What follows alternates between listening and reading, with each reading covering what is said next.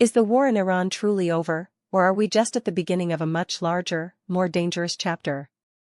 Benjamin Netanyahu's recent declaration that the conflict is not over has sent shockwaves through the international community, reigniting fears and demanding a closer look at the true state of affairs.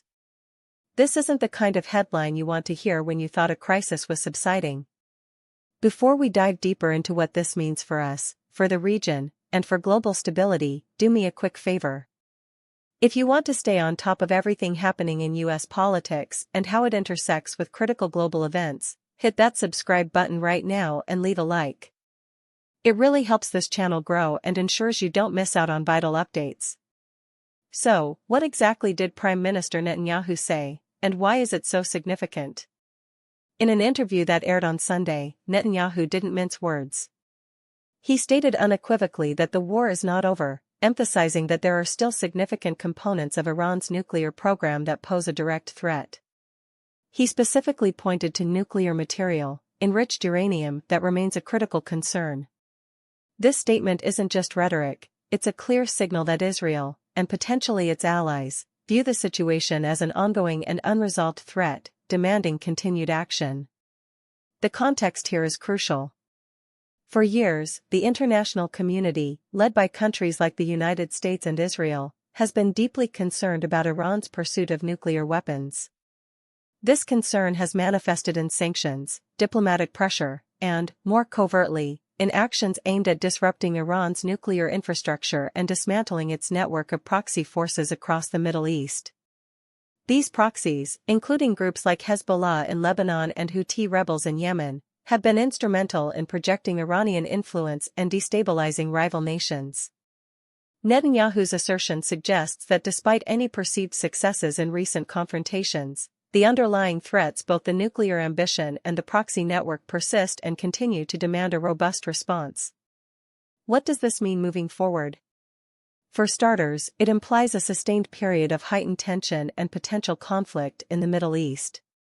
The war Netanyahu refers to isn't necessarily a conventional, full-scale invasion. Instead, it likely encompasses a range of actions: continued efforts to disrupt Iran's nuclear facilities, whether through sabotage, cyber warfare, or diplomatic isolation, ongoing operations against Iran's proxy groups to degrade their capabilities and influence, and a perpetual state of readiness for direct confrontation. This has profound implications for global security. A prolonged, simmering conflict in the Middle East, particularly one involving nuclear stakes, can have cascading effects.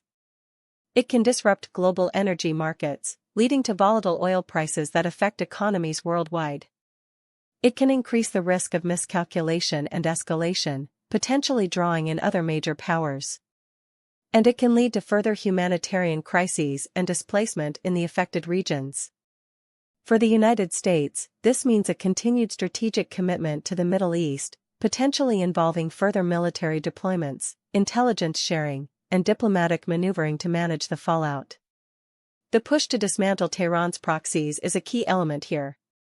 These groups serve as Iran's long arms, allowing it to exert influence and project power without direct military engagement. Weakening these proxies is seen as a critical step in containing Iran's regional ambitions.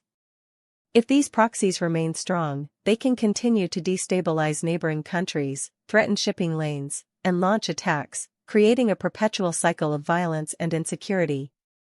Netanyahu's statement suggests that this objective remains a priority, implying that efforts to counter these groups will likely intensify. Furthermore, the mention of nuclear enrichment program collapse is a stark reminder of the existential threat that a nuclear-armed Iran would pose to Israel and the broader region. The international community has long sought to prevent this outcome, but intelligence suggests that Iran has made significant strides in its enrichment capabilities. Netanyahu's assertion that the war is not over implies that these efforts to prevent Iran from acquiring a nuclear weapon are ongoing and perhaps facing renewed urgency. This could involve more aggressive intelligence gathering, covert operations, and potentially even preemptive military strikes, though such actions carry immense risks. The international response to Netanyahu's declaration will be critical. Will other nations echo his concerns? Will there be a unified global strategy to address these ongoing threats, or will we see a fragmented approach that allows Iran to exploit divisions? The coming weeks and months will likely reveal the extent to which this perceived ongoing war will shape international diplomacy, military postures, and the future of nuclear non-proliferation efforts. The stakes are undeniably high, and the potential for significant global disruption is very real. So, what do you think about this? Is Benjamin Netanyahu right to say the war with Iran is not over? What should be the next steps for the international community and the United States? Drop your opinion in the comments below. I read every single one. The future of peace and security in the Middle East, and indeed the world, may depend on how we understand and respond to these critical developments. This is a story that is far from over, and one we will continue to follow closely.